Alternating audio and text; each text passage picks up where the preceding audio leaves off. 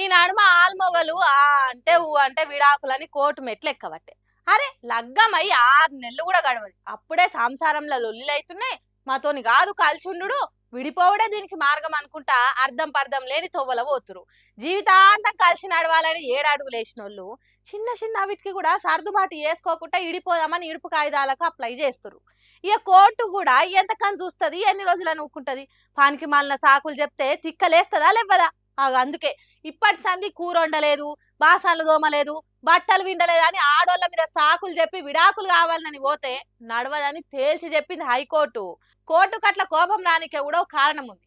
LB నగర్లో ఉండే ఓ మోతవారి మొగైనా అలా ఇంటి ఆమె వంట చేస్తలేదు, ఇంట్లో పనులు చేస్తలేదు, మా అమ్మకు సాయం చేస్తలే, నాకు ఈమెతో సంసార బండిని గుంజుడు కాని పని, నాకు విడాకులు కావాలి ఎట్లనన్నా చేసి ఇక కాయిదాలు ఇప్పిమని కోర్టు మెట్లెక్కిందట.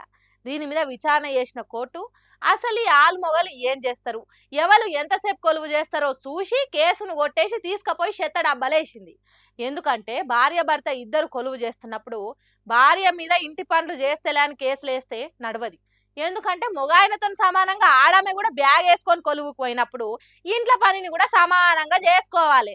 ఆ మొక్కదాని మీదే పని మోపు చేసి వంట చేస్తలే, ఇంట్లో పనులు చేస్తలే అని ఇంకో పని కోర్టు మెట్లు ఎక్కితే నడవది కథ. ఈ చిన్న చిన్న కారణాలతోని పెండ్లి బంధం తెంపే ప్రసక్తే లేదు. ఏదన్నా బలమైన కారణం ఉండి విడాకులు రావాలంటేనే ఏళ్ళు గడుస్తాయి. అసోంటిది ఉప్పు కారణాలు తీసుకుపోయి ఇంటెనకల వారేమని ఆ మోత వారికి మొట్టికాయలు వేసి దోలిచ్చింది. అంతేకాదు మారుతున్న కాలానికి తగ్గట్టు ఆడోళ్ళు చేస్తున్న కష్టానికి తగ్గట్టు భర్తలు కూడా సాయం చేయాలి, ఇంట్లో పనిని సమానంగా పంచుకోవాలి. ఎట్లయితే ఆమె మీ సంసార బండికి ఇంకో తాడు పెట్టి గుంజుతుందో మీరు కూడా అట్లనే ఇంట్లో పనికి సాయం చేయండి.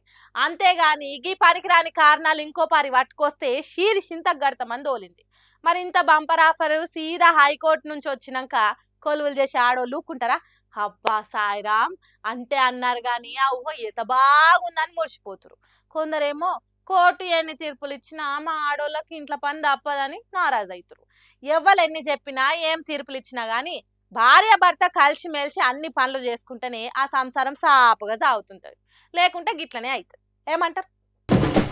బండి మీద వచ్చి గొలుసులు తెంపుకొని పోవుడు, ఇంటి తాళాలు వాళ్ళకు కొట్టి దొంగతనాలు చేసుడు, బ్యాంకులకు కన్నాలేసుడు, వీటన్నిటికంటే సర్కార్ను మోసం చేసుడే పెద్ద దొంగతనం అని అనుకోలేదు కావచ్చు. పాపం ఈ కాంగ్రెస్ లీడర్ సాబు ఏకంగా గవర్నమెంట్ కు కుచ్చుటోపి పెట్టిండు.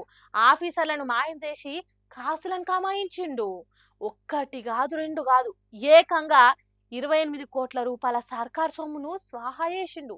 ఎప్పటికప్పుడు సర్కారుకు కట్టాల్సిన జిఎస్టి పన్నులను ఎగ్గొట్టి మరిగాని ఎన్న పూస తీరుగా మెదిలిండట ఈ కాంగ్రెస్ పార్టీ లీడర్ సాబు. ఆరెంజ్ ట్రావెల్స్ అనే పేరుతోని బస్సులు నడిపే కంపెనీకి ఓనర్ అట సునీల్ కుమార్ అనే పెద్ద మనిషి.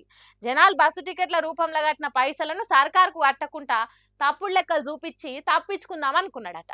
ఇట్లా జిఎస్టీని ఎగ్గొట్టే వ్యవహారాలు ఎవరెవరు ఎక్కడెక్కడ ఎంతెంత చేస్తున్నారని ఆఫీసర్లు నజరేస్తే ఈ మహానుభావుని భాగవతం బయటపడ్డదట. ఎసోంటి ఆని ముత్యమో చూడుండ్రి మన సునీల్ కుమారు. ఇంత చక్కని పనులు చేసే ఇతగాడికి బాల్కొండ నియోజకవర్గం నుంచి ఎమ్మెల్యే టికెట్ ఇచ్చిందట కాంగ్రెస్ పార్టీ. ఇంకా నయం పబ్లిక్ ఆచారం మంచిగుండి సార్ ఎమ్మెల్యే కాలేదు కానీ 10 వచ్చినుంటే ఇంకా ఏ తిరుగుండేదో మన సునీల్ కుమార్ సార్ టాలెంట్. ఇతగాడి టాలెంట్ సర్కార్ ఆఫీసర్లకు బాగా నచ్చి కార్ వేసుకొని వచ్చి దాంట్లో వేసుకొని పోయిర్రు. 2017 జిఎస్టీ చట్టం కింద కేసు పెట్టిండ్రు. ఇక తర్వాత ఏమైతుంది, ఎసోంటి శిక్షలు వేస్తారు, ఎగ్గొట్టిన జిఎస్టీ పైసలను ఎట్లా వసూలు చేస్తారు అనేది మనకు తెలియదు. కానీ ఇసోంటోళ్లకు ఎమ్మెల్యే ఎంపీ టికెట్లు ఇచ్చి కాంగ్రెస్ పార్టీ ఇంకింత ఇల్వ పెంచుకుంటుంది. ఏందో ఏమో పొండనంటారు పబ్లిక్ ఇది తెలిసినాక.